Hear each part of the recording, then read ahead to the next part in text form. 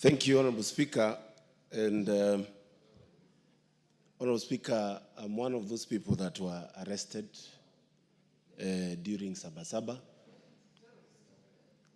And Honorable Speaker, I was on my way, trying to make my way through Thika Road. And police officers, close to 40 of them, from nowhere came, arrested me without telling me exactly what I have done. They intimidated me, took me to a police station in Gatundu, and without even writing anything in the OB, Honorable Speaker, I was put in a cell alone. Anybody who came inside to ask whether I'm in that place, Honorable Speaker, was told I'm not around. And it's until around 7 p.m. when I heard people shouting outside that, Honorable Speaker, I shouted from the cell to say, Honorable Speaker, that I'm in that police station without knowing exactly what has been written. Honorable Speaker, I have listened to the CS. And Honorable Speaker, I feel sad because while a statement... Ask him a question. Yes, while a statement is talking of some sort of hard work he's doing, there is a use of this issue of demonstrations to fight against some political opponent.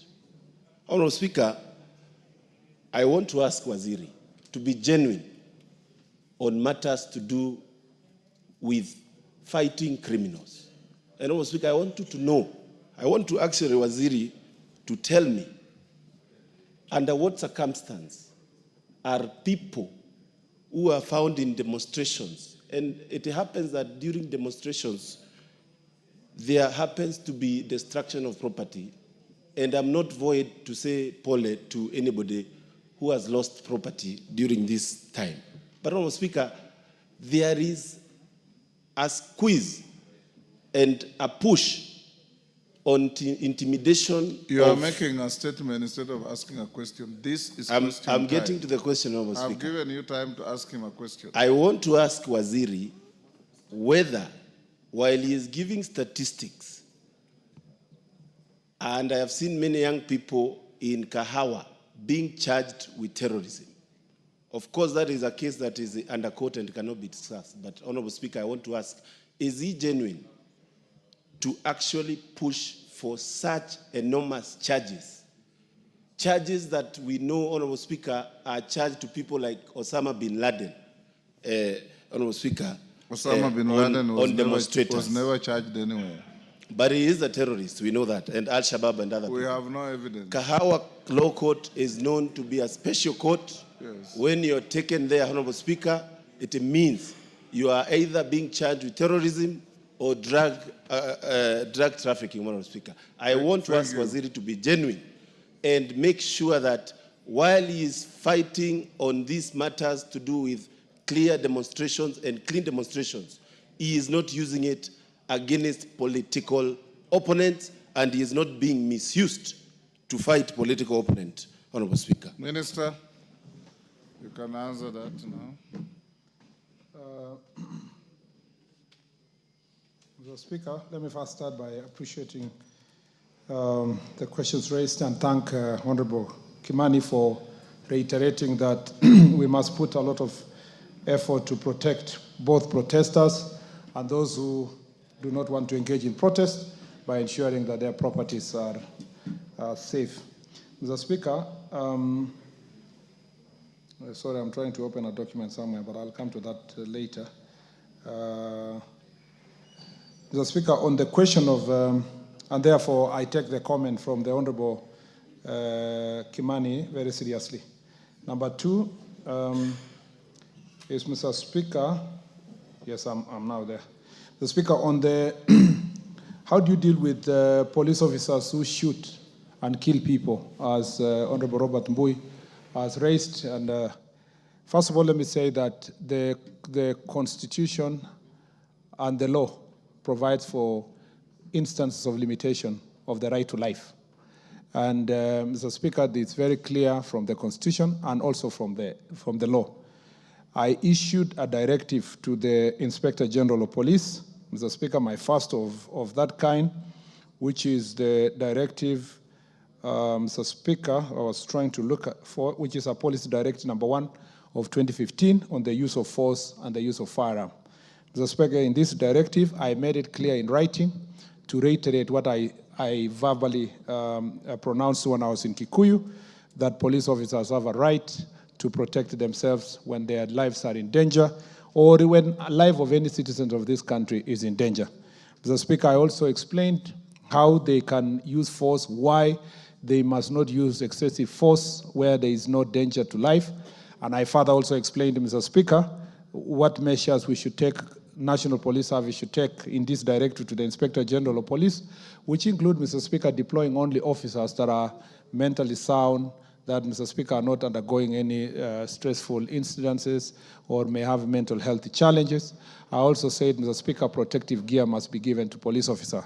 Further, I also explained that it is necessary for the National Police Service working together with the Attorney General to ensure that they protect police officers who may be sued or investigated, Mr. Speaker, as a result of protecting themselves or protecting their lives. Mr. Speaker, we have commenced that process, and all the police officers who are facing investigations and were charged for using force or firearm while they were performing their lawful duties, Mr. Speaker, now have a right to be represented by the Attorney General or lawyers from the National Police Service. Mr. Speaker, therefore, I made the statement consciously, knowing that the responsibility to hold police officers accountable is with the IPOA, and this is the ministry that has a policy responsibility to ensure that police officers are responsible. In our Jukwaa la Usalama forum, where we have been meeting all the OCSs in every county, and the sub-county commanders and the county commanders and county security teams, I have also made it clear that the police officers should be respectful to the people of Kenya, should not apply excessive force, and they should protect themselves, Mr. Speaker, when their lives are in danger. I know this conversation is at the context of a peaceful environment, or rather peaceful areas like Nairobi and other parts. But when I went to places like Samburu, Tana River, Turkana, Elgeyo Marakwet, Baringo, this conversation changes because the life-threatening environment that the police officers operate, Mr. Speaker, suddenly the use of force becomes something else, especially if you are in the border of Kitui and Tana River and you're facing serious acts of banditry with very armed characters invading police stations and targeting civilians. You quickly see, even political leaders, their perspective of use of force changes quickly when you take them to Malaso Valley or La Pendera or other parts of this country. So, Mr. Speaker, the directive I gave is uniform. It's not just for protests, it's for all instances that police may face that situation. So, to Honorable Mbui, I am very conscious. As a lawyer, I'm very aware of my constitutional responsibilities, and I made sure that I put it in writing so that any citizen that wants to hold me accountable or before a court of law or parliament can pick the policy directive and quickly, Mr. Speaker, hold me to account. On the question of Mudua Police Station, first of all, let me thank my friend Honorable KJ, because, Mr. Speaker, we are both sports enthusiasts. And so he's reminding me of my short stint in the sports sector, and maybe use that opportunity to tell him that he should help us to make sure that the fans on Sunday will, as much as possible, obey the CAF rules, because we love football. And I'm very happy with the work that was done by Honorable Ababu and what is being done by Honorable Mvurya going forward. Mr. Speaker, on the police station, I think I want to promise the Honorable Member that this is, once you've built a police station and it is available for us to support and deploy police officers, although we are facing strength challenges as we wait for the recruitment, we can have a conversation together, and we can facilitate a conversation between you and the office of the IG to see if we can make some deployment to that police station so that it can support the Dagoretti area, Dagoretti police station area, Kingongo, is it?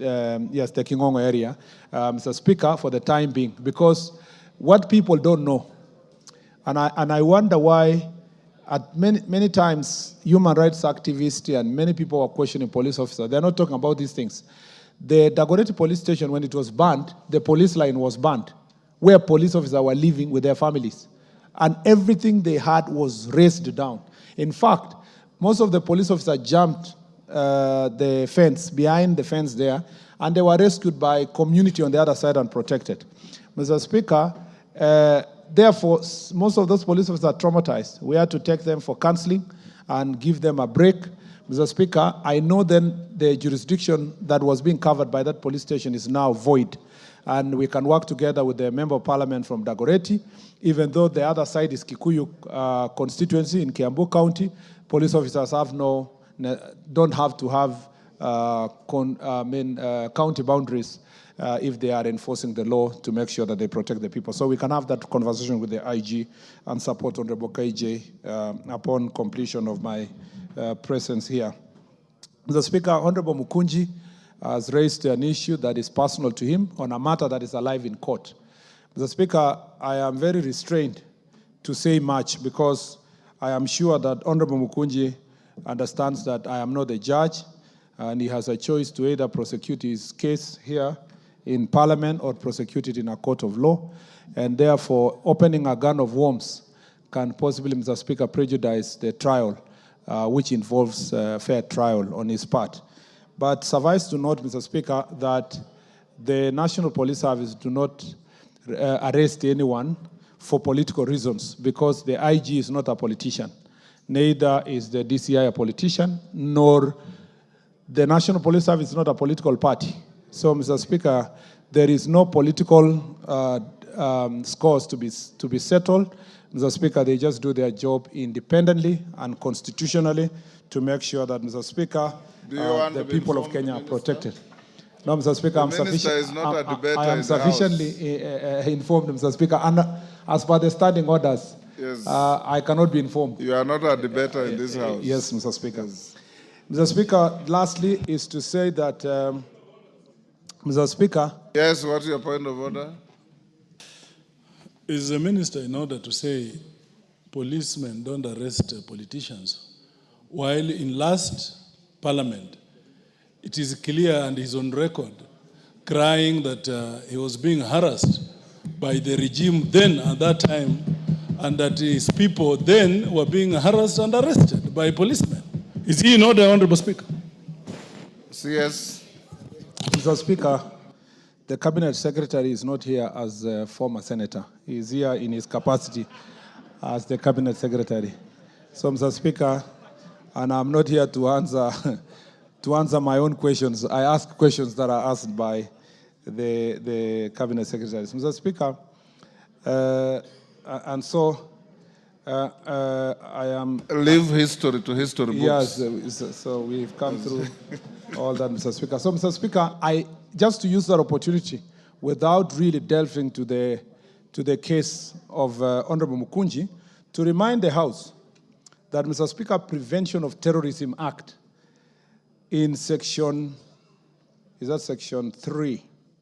Sorry, I had to Google because I have not prepared for it. Section 2, Mr. Speaker, on the part of definitions, define a terrorism act, Mr. Speaker, to be one, it says, means an act or a threat of action which involves the use of violence against a person, endangers the life of a person other than the person committing the action, creates a serious risk to the health and safety of the public or section of the public, result in serious damage to property, involves the use of firearm or explosives, involves the release of any dangerous, hazardous, toxic, or radioactive substance or microbial or other biological agent or toxin into the environment, interference with an electronic system resulting in the disruption of a provision of communication, financial, transport or other essential services, interference of and disrupt the provision of essential or emergent service, Mr. Speaker, like the medical case in Kitengela, interference or disrupt its provisions of essential or emergency services prejudices national security or public safety. So, Mr. Speaker, it's in black and white. If your acts in any way involve use of force or violence, it is enough for you to be charged for terror. And, Mr. Speaker, you don't have to be Osama bin Laden to be a terrorist. It's enough, Mr. Speaker, once you invade a police station, ban a court, ban a supermarket, Mr. Speaker, ban government installation, create fear, use, Mr. Speaker, the opportunity you have to disrupt emergency services like medical services, transport, you are a terrorist. And so, Mr. Speaker, what's only remaining is to go through court process to find out whether Honorable Mukunji is culpable. Otherwise, the acts on their own, Mr. Speaker, especially financing, is even more serious, Mr. Speaker, if you are involved in it. And, Mr. Speaker, it is laughable. These things are laughable until the day of conviction. You know, it's still jokes until, Mr. Speaker, when you are convicted of terror, then you realize the consequences that brings to you as a person and, Mr. Speaker, your loved ones or any other person associated to you. So, Mr. Speaker, I wish my friend the very best. When I met him first when he came to Parliament, he looked like a pastor, Mr. Speaker. I was then surprised that he was suspected of such very serious and heinous acts. I thank you, Mr. Speaker.